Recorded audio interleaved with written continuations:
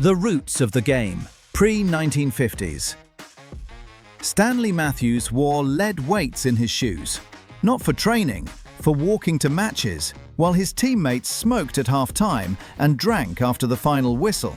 Matthews fasted every Monday and lived like a monk. They thought he was insane. He played until he was 50. They retired at 32, bodies destroyed by cigarettes and beer. This was football before it became a business, before it became content, before joy needed permission. Tom Finney, one of England's greatest ever players, fixed pipes in Preston between international matches. £15 per week in 1953, £20 by 1958. The maximum wage kept even the finest footballer at wages a factory foreman might earn. In those days, a footballer's life mirrored any other working man's. Most players smoked, many drank heavily. The idea that diet mattered was laughable. Players would finish matches, head to the pub, drink while discussing the game. This wasn't unprofessional, it was normal. The pre-match meal? Steak, chips, and a cigarette at half-time. Training meant jogging around pitches that turned to swamps in winter. Leather balls absorbed water until they weighed like stone. Tactics were rudimentary. Fitness was whatever you naturally possessed, plus a bit of running. Recovery meant rest and perhaps a hot bath if facilities existed. Matthews proved what was possible when you refused to live like everyone else. But he was the outlier, the exception that highlighted the rule. When contracts ended, many faced unemployment with no safety net. Injuries could be catastrophic. Early retirement meant financial struggle. Yet here's what made it beautiful. Football belonged to everyone. A kid in a mining town had the same dream as a docker's son in Liverpool. The barriers were minimal. You needed a ball, a patch of ground, and the will to play. The game was democratic in a way it would never be again. When the post-war years arrived, football became joy for a population emerging from darkness. The 1948-49 season saw over 41 million spectators pass through English football turnstiles. People stood on terraces, packed shoulder to shoulder, creating atmospheres that shook stadiums to their foundations. The early decades gave us legends like Matthews, Di Stefano, and Puskás, names passed down through grainy photos and myth. Football was a religion of emotion, its laws unwritten but deeply felt. It was the people's game. But television was coming. Once cameras could broadcast these moments of magic to millions simultaneously, everything would change. The sport would become a product. Players would become commodities, and the purity born of necessity would be replaced by something shinier, louder, and infinitely more profitable. The people's game was about to belong to everyone except the people. The age of glory and commerce, 1950s to 1970s. The 1950s brought television and football's first true transformation. The world watched Puskás, Pelé, and Garrincha redefine what was possible. Real Madrid's European dominance wasn't just sport, it was politics, pride, and power. With Franco's regime funding stadium expansions and facilitating star signings as propaganda for fascist Spain. Then came November 25, 1953, the moment that changed everything. England, unbeaten at home for 90 matches across half a century, faced Hungary's magical Magyars at Wembley. England were the inventors of football, certain of their superiority. What followed was humiliation. Hungary won 6-3. Playing a brand of football so advanced, it seemed from a different sport entirely. Puskás and his teammates moved with fluidity that exposed English rigidity. They dropped deep, interchanged positions, created space through movement patterns English football had never conceived. On their own ground, broadcast to millions, England had been exposed as tactically obsolete. 6 months later, Hungary destroyed them 7-1 in Budapest, England's heaviest defeat ever. British football's complacency lay shattered. The game was globalizing. Evolve or be left behind. With exposure came expectation. Sponsorships crept in quietly, then boldly. The maximum wage still capped player earnings, until 1961, when players threatened to strike. Johnny Haynes, England's captain, became the first to earn £100 per week. By 1970, top players earned 3 to 4 times that amount. George Best embodied the transformation. By the early 1970s, he earned close to £1,000 per week and lived like a rock star. He dated Miss Worlds, appeared in fashion magazines, became football's first modern celebrity. But Best also represented the era's contradictions. Most players still drank regularly. Smoking remained common. The idea that carbohydrates should be primary fuel wouldn't emerge until the 1980s. Training improved gradually, but remained rudimentary. Players wore heavy cotton kit, did some running, maybe basic strength exercises. Sports science barely existed. Fitness meant lasting 90 minutes, not optimizing performance. Recovery was rest and light jogging. Injuries were treated with ice, rest, and hope. When your body gave out, you found something else to do. Italy's Serie A became the richest league. By 1970, star striker Gigi Riva earned 3 times what England's best-paid players made, around £300 per week compared to their £100. But even with that wealth, footballers weren't yet elite athletes whose bodies required constant maintenance. They were well-paid professionals who still lived like anyone else with decent income. This era gave us incredible artistry. Pelé's 1970 World Cup remains football's pinnacle. Cruyff's total football turned tactics into high art. Franz Beckenbauer redefined what defenders could be. George Best, at his peak, combined skill, pace, and courage that left defenders helpless. These weren't robots, programmed for optimal performance. They were artists, flawed, human, brilliant. Best's alcoholism would eventually destroy him, but for years he could drink until dawn and still produce magic on Saturday afternoon. Television money grew, corporate sponsorships multiplied. Slowly, inexorably, football was being corporatized. By the end of the 1970s, the game had fundamentally changed from what existed in 1950. Money was flowing in, and where money flows, power follows. The globalization era, 1980s and 90s. The 1980s were a paradox. Football at its most passionate, but also most chaotic. Hooliganism, crumbling stadiums, and violence pushed the game to the edge. Yet from the ashes came reinvention and corporate takeover. English clubs dominated Europe, winning 7 of 8 European Cups between 1977 and 1984. But beneath the success, violence festered. Thatcher's government treated football hooliganism with the seriousness usually reserved for terrorism and industrial unrest. That football required such attention tells you everything about how far the game had fallen.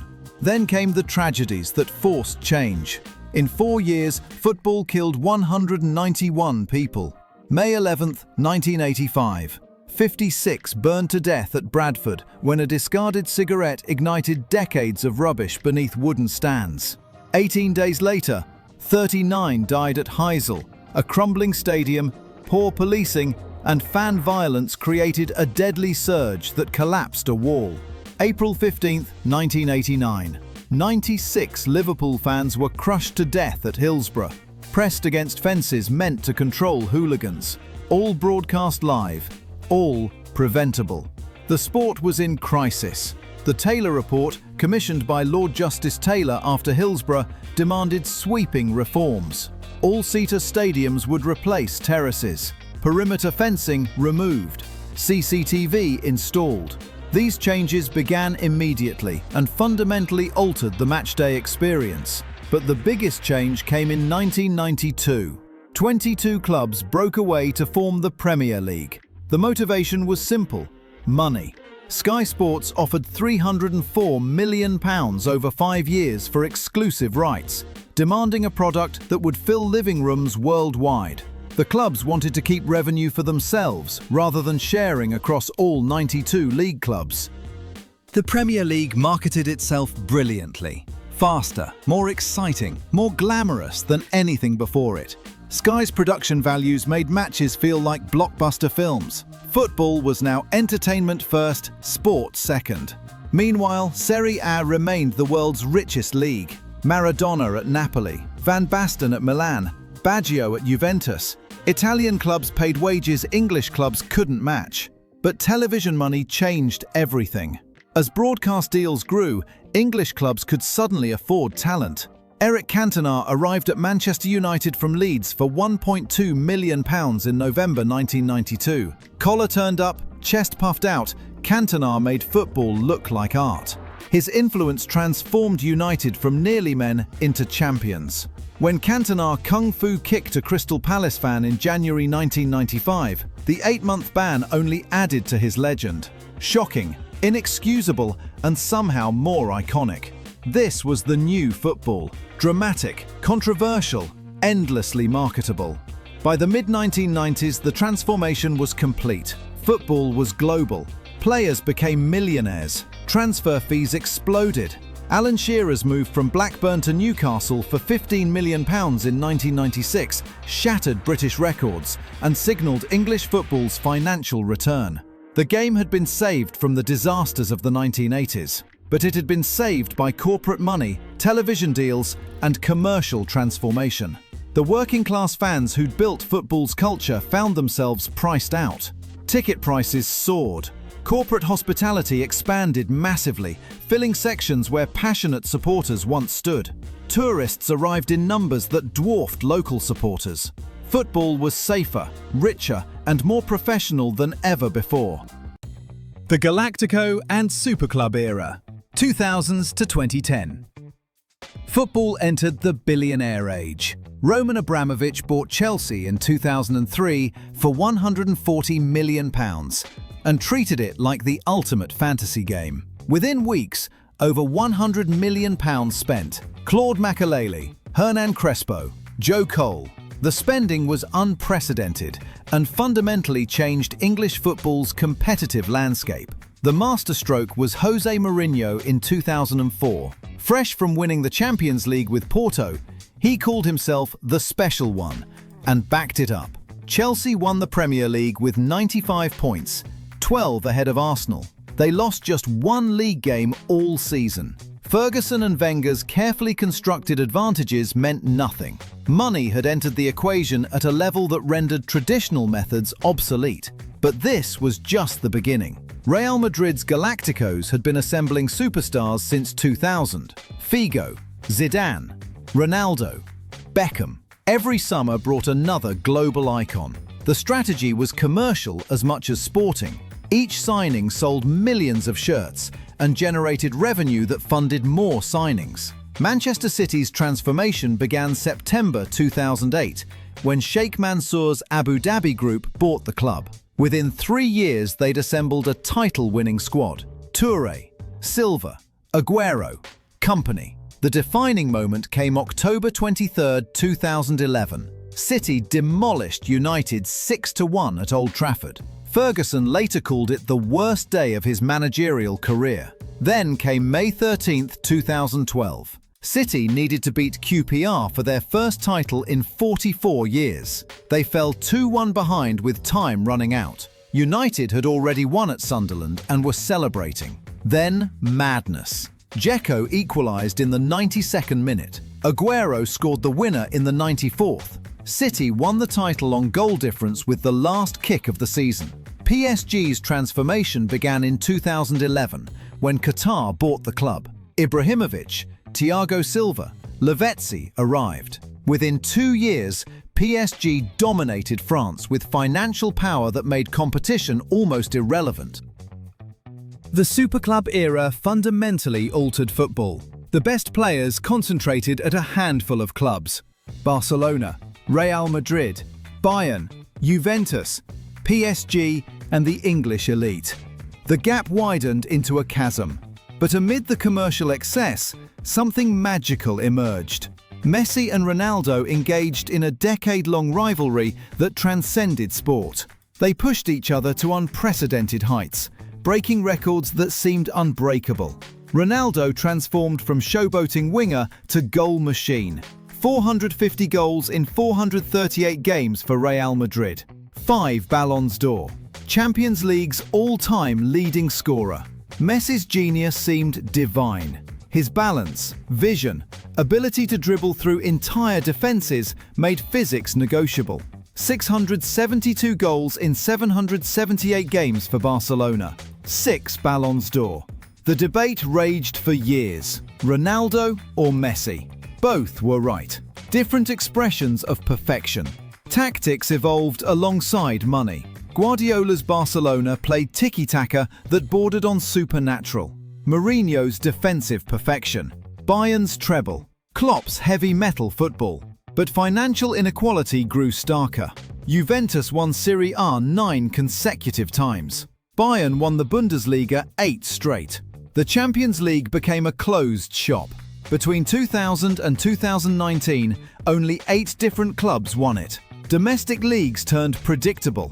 Football had never been more popular globally. Television deals reached billions. Players became brands. Social media turned every moment into content. The sport reached every corner of Earth. But something felt hollow. The unpredictability was fading. Money determined outcomes more than merit. And as corporate interests tightened their grip, the soul of football was being squeezed out, drop by drop. The tactical renaissance, 2010 to 2019. If the 2000s were about money, the 2010s were about mastery. Guardiola's precision met Klopp's chaos, and football evolved into an art form. Every pass, every press, every meter mattered. Clubs became laboratories where instinct gave way to instruction. Yet amid all the complexity, beauty thrived. By 2019, the game had reached an impossible peak. It needed disruption. But first, the decade began with an earthquake. May 8, 2013, Sir Alex Ferguson announced his retirement. For 26 years, Ferguson had ruled Manchester United.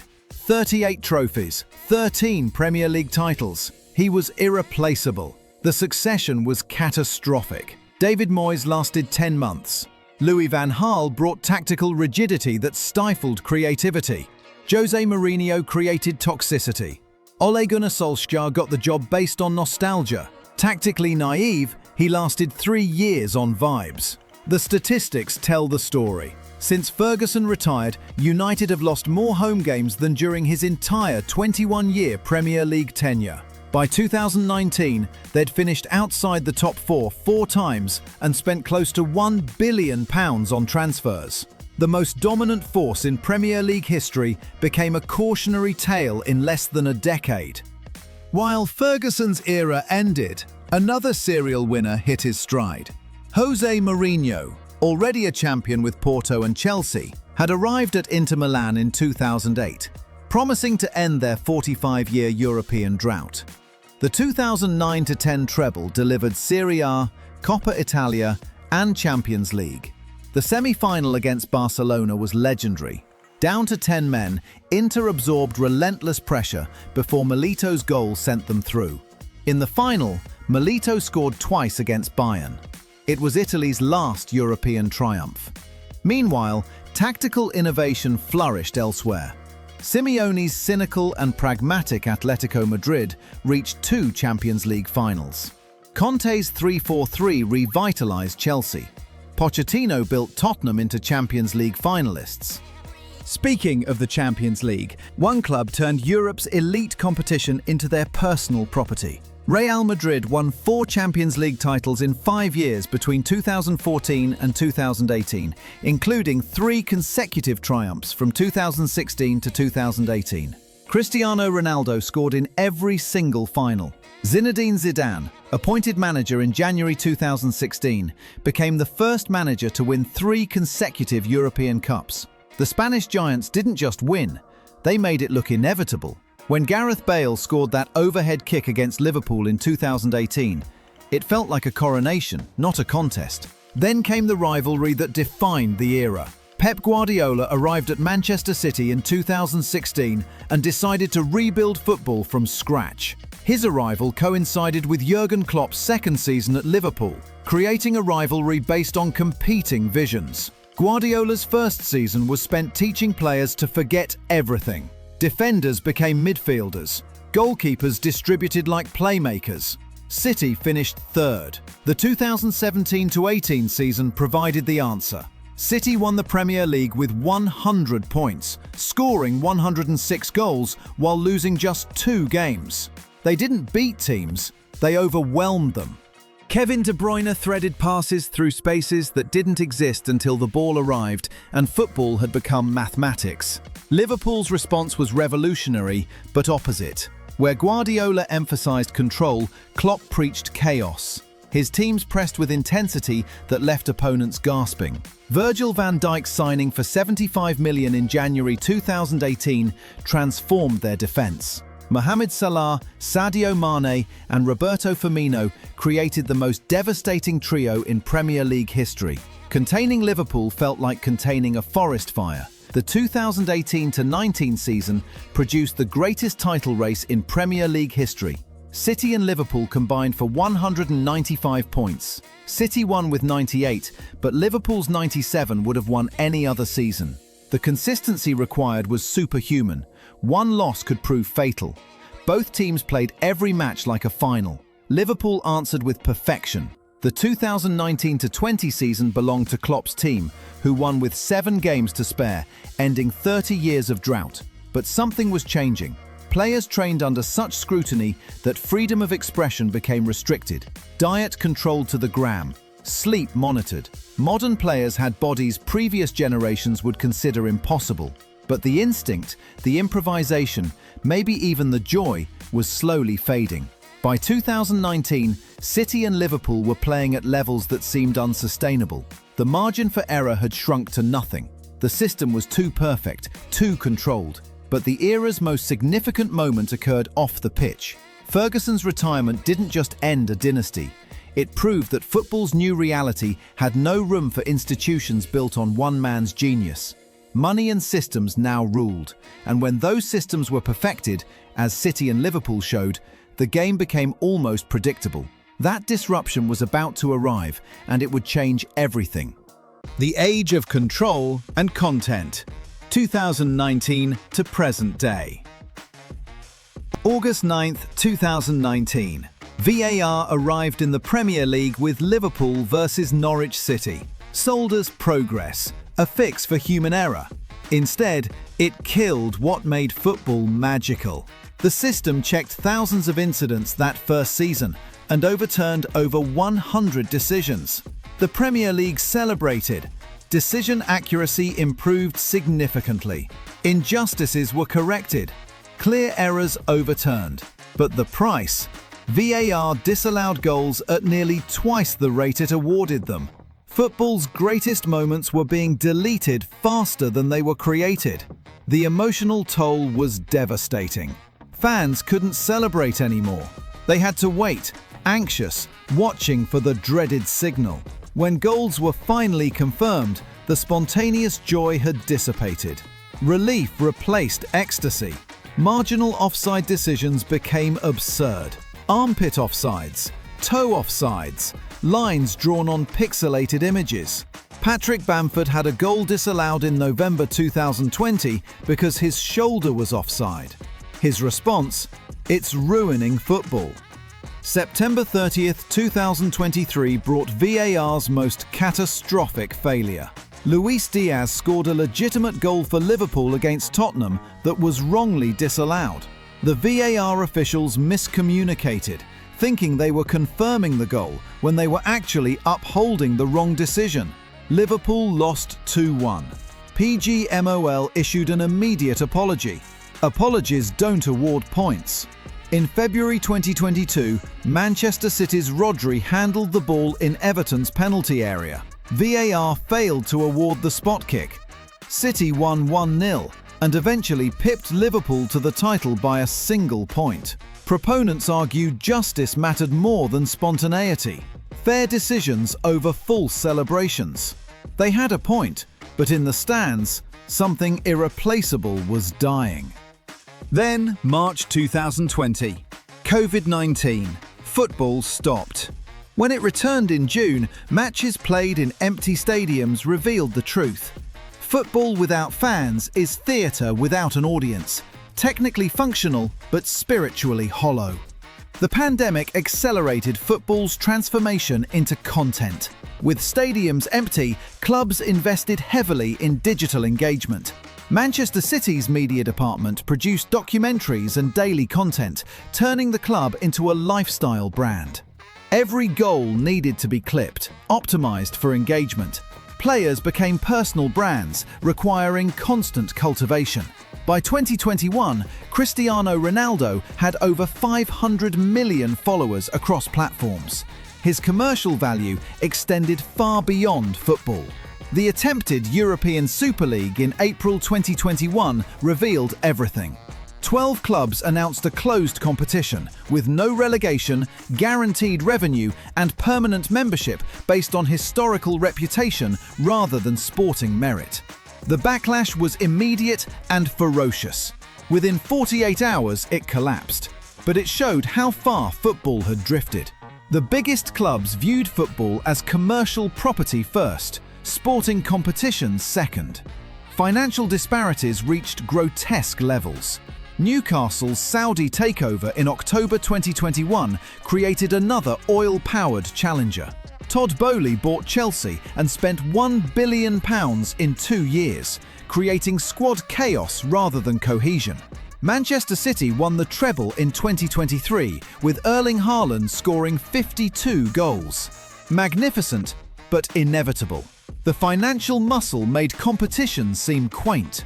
Leicester City's story encapsulated modern football's volatility. Premier League champions in 2016 at 5,000 to 1 odds. Football's greatest underdog story. By 2023, relegated. 7 years from miracle to disaster. The modern era is defined by contradiction. Television audiences reach billions. Player quality is higher than ever. Tactical sophistication approaches perfection. Yet the purity is gone. The spontaneity VAR killed. The connection that commercialization eroded. The unpredictability that financial dominance eliminated. The authenticity that content creation manufactured away. Every goal now comes with doubt. Every celebration is tempered by fear of VAR intervention. Fans check their phones before committing to joy. Stanley Matthews played until 50 because he loved the game. Erling Haaland earns over £800,000 per week and has his sleep monitored by AI. Football survived wars, stadium disasters, hooliganism. But can it survive becoming content? Can it survive perfection? The story continues every weekend in stadiums where fans wait for approval. Because now, even joy needs permission. If you enjoyed this deep dive into football's evolution, make sure to subscribe because we have a lot more coming.